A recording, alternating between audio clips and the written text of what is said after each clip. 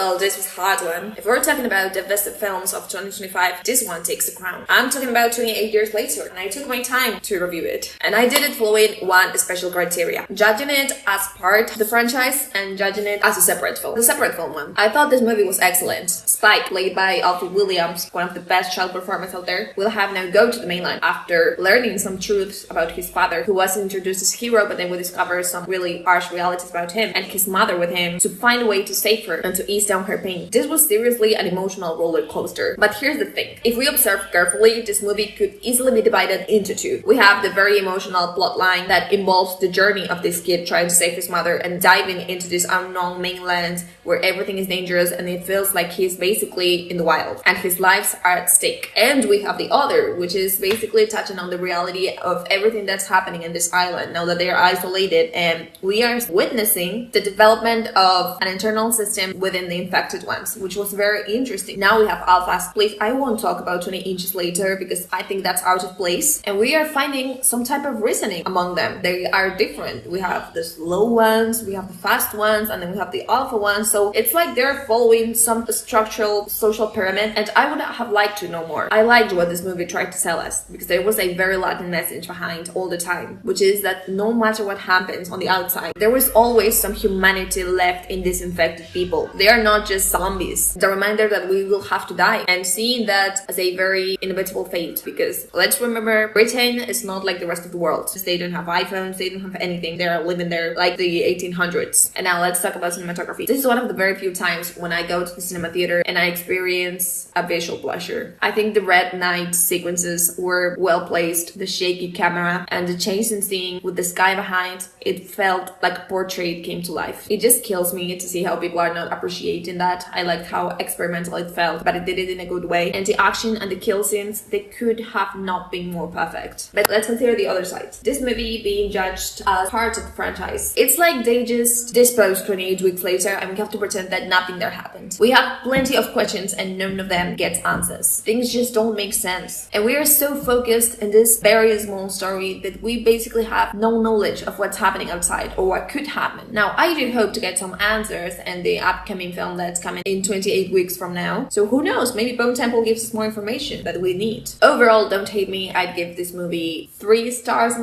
but that's just my opinion and you are entitled to disagree with me. But tell me in the comments what you thought about this movie. Have you watched it? If you'd like to leave me your very polite, I bet, opinion, you can always do that in the comments. And today I've had a very shit day, so if you subscribe to my channel, that would cheer me up. See ya!